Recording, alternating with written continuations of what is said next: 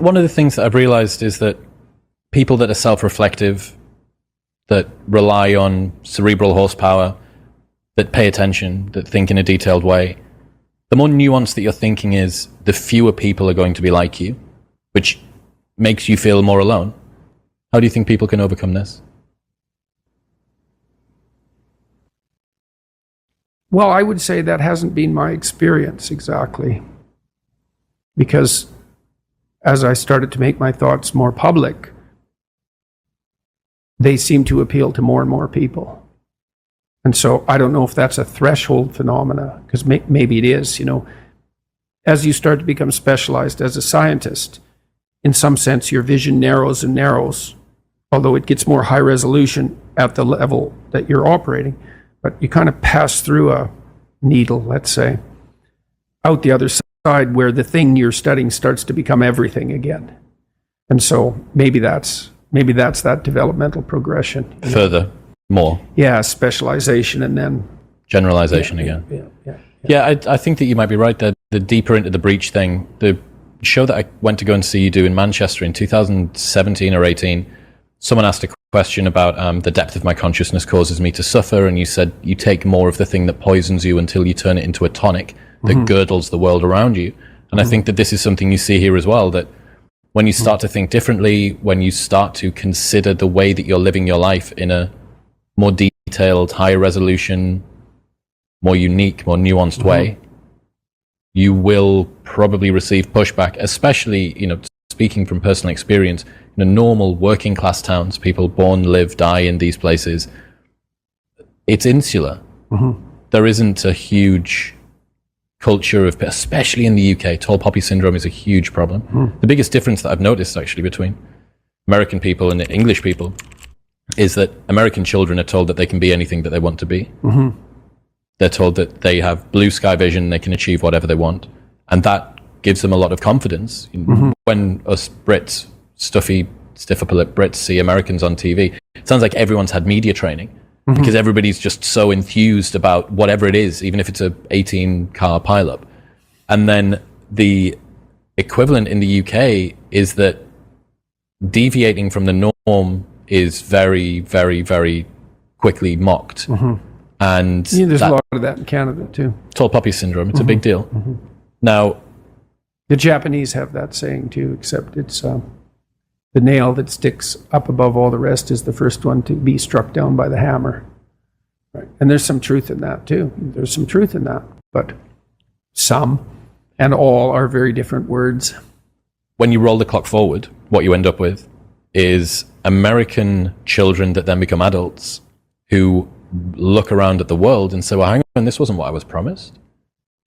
I was told that I could be anything that I wanted to be. I was told that I could have anything that I wanted to have. There's a difference between you can earn everything that is earnable and you deserve everything there is.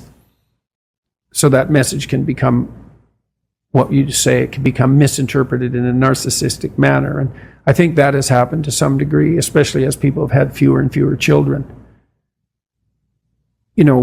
Jonathan Haidt and Luke Yanoff talk about the coddling of the American mind, and they think about that in large part as a consequence of an ideological transformation. And some of that's true, but it's also useful to look at more fundamental phenomena. People have children when they're a lot older. They have way fewer children. They have way more resources when they have children on average. If you're one kid of 8, you're pretty much battling it out for attention, for a very finite amount of parental attention with a lot of intense competition. And the probability that you're going to come out of that entitled and narcissistic is pretty damn low, because your siblings will definitely punish you for that. But if you're the only child, especially of older parents who are also more conservative because of their age and also less willing to take chances with you because there's only one of you, and then you have a lot of resources at your disposal, well, that's a whole different developmental milieu.